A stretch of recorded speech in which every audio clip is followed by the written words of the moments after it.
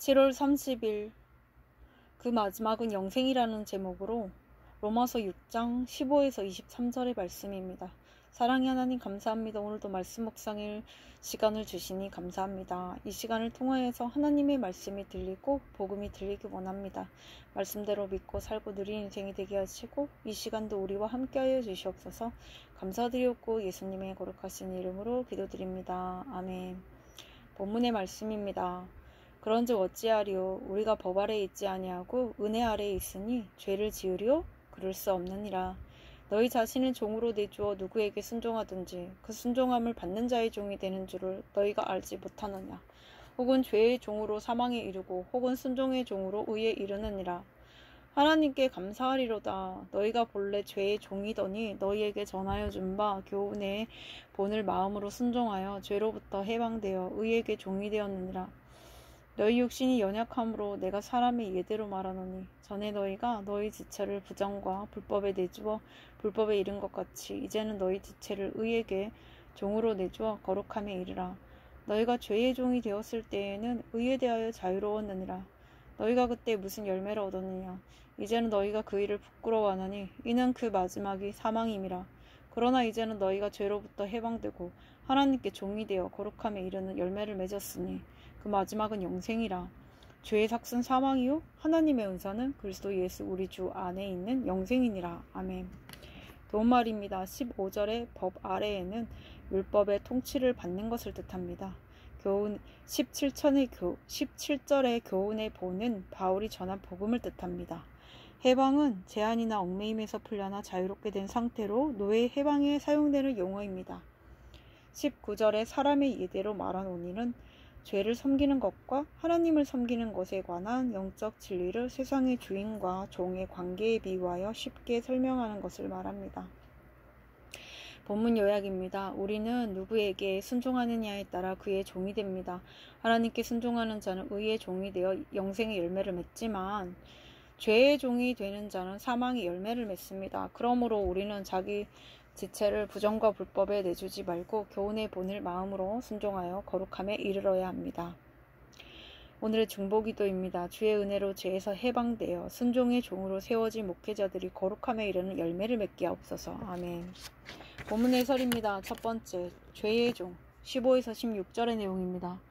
인간은 자신을 하나님께 의의 무기로 드리지 않으면 불의의 무기로 죄에게 내주게 됩니다. 시간과 물질과 건강과 은사를 하나님 중심으로 쓰지 않으면 죄를 짓는데 쓸 수밖에 없습니다. 인간은 태어날 때부터 죄의 종이기 때문입니다. 예수 그리스도의 구속으로 하나님의 자녀가 되었음에도 때때로 죄의 종처럼 지낼 때 우리는 내 연약함을 인정하고 주의 은혜를 구해야 합니다. 그리고 내가 약하지만 더 이상 죄가 나를 주관하지 못한다는 사실을 믿고 회개해야 합니다. 적용 질문입니다. 나는 술과 음란, 물질에 대한 집착과 미래에 대한 불안 등 어떤 죄의 종으로 살고 있습니까? 죄의 종에서 해방되고자 은혜를 구하고 있습니까? 두 번째, 순종의 종 17에서 18절의 내용입니다. 성도는 예수를 믿고 난 뒤 주의 뜻에 순종하는 종의 훈련을 받습니다. 예수님은 천번의 죽음을 겪는 것과 같은 극형인 십자가에 달리심으로 우리를 구원하시고 순종의 종이 되셨습니다. 순종의 종은 자신의 연약함을 인정하고 은혜를 구하며 하나님이 자기에게 허락하신 질서와 역할과 환경에 순종합니다. 그리고 무엇을 하든지 주님을 사랑해서 감사함으로 자원하기에 생색을 내지 않습니다. 이 같은 사랑의 순종을 통해 내가 점차 죄에서 해방되어 거룩하게 됩니다.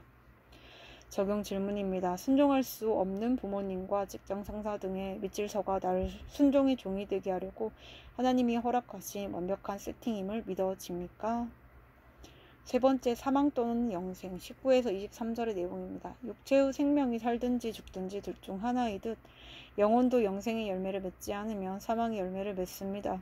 그래서 말씀 묵상을 먼저 할지, 세상의 소식부터 접할지, 예배의 자리에 갈지, 세상 모임에 갈지 등 사소한 것에서부터 큰 것까지 우리의 선택에 따라 사망의 열매와 영생의 열매로 나뉩니다.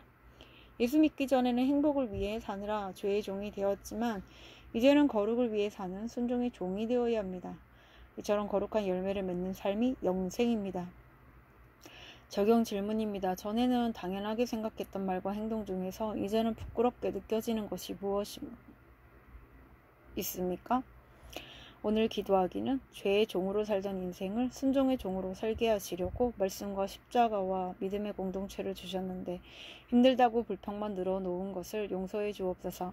사망의 길인 줄 알면서도 여전히 죄를 사랑하는 어리석은 인생이오니 불쌍히 여겨주시고 오늘 하루도 지켜주옵소서. 아멘.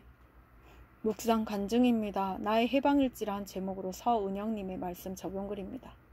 저는 초등학생 때 주일학교 설교를 듣고 예수님을 영접했습니다. 뇌죄 때문에 십자가를 지신 예수님께 감사의 눈물을 흘리며 앞으로 주님을 위해 살겠다고 서원기도를 드렸습니다. 이후 오랫동안 신앙생활을 하면서 제가 하나님 앞에서 죄인임을 고백하고 회개했습니다. 하지만 남편의 외도 사건이 있기 전까지 저는 제가 주님뿐만 아니라 사람 앞에서 얼마나 큰 죄를 지었는지 깨닫지 못했습니다. 남편의 두 번째 외도가 드러나면서 저희 가정은 큐티하는 공동체로 인도되었습니다. 그곳에서 첫 예배를 드릴 때 남편은 선악과를 먹은 아담과 하와에 대한 설교를 듣고 눈물을 흘리며 회개했습니다. 하지만 저는 제 죄를 보지 못하고 절망과 우울, 원망과 상처 속에서 사망의 열매를 맺는 시간을 보냈습니다. 외대한 남편은 죄의 종으로 저는 눈에 보이는 죄를 짓지 않았기에 의의 종이라고 착각했습니다. 그러다 저는 주께 남편의 죄가 아닌 저의 죄를 보게 해달라고 기도했습니다. 그러자 주님은 가정의 질서에 순종하기는커녕 무시와 냉랭함으로 남편을 외롭게 하고 음주와 음란의 죄를 짓는 남편을 방관하며 남편을 구원으로부터 멀어지게 한 저의 죄를 보여주셨습니다. 또한 그동안 형식적으로 죄 고백을 해왔던 제가 진정한 회개를 하게 하셔서 의의 종으로 거듭나게 하셨습니다. 오늘 말씀에서 바울은 자신의 연약함과 죄를 인정하고 교훈의 본에 순종하며 주께 은혜를 구하는 사람을 의의 종이라고 합니다. 지금은 남편도 저도 교회 소그룹 리더로서 서로의 죄를 고발하는 것이 아니라 각자 자기 죄를 고백하며 예전의 저희 가정처럼 불화와 이혼의 위기를 겪는 가정을 섬기고 있습니다. 때로는 소그룹 리더로서 말씀과 식사 준비가 버거울 때도 있지만 저와 저희 가정을 죄로부터 해방하여 의의 종으로 삼아주신 주님의 은혜를 기억하며 감사함으로 순종하겠습니다. 이번에 적용하기는 소그룹 모임을 감사기도로 미리 준비하고 전날 한꺼번에 하지 않겠습니다. 부모님 문제로 서운한 관계에 있는 새언니에게 먼저 연락해서 대화를 시도하겠습니다. 입니다.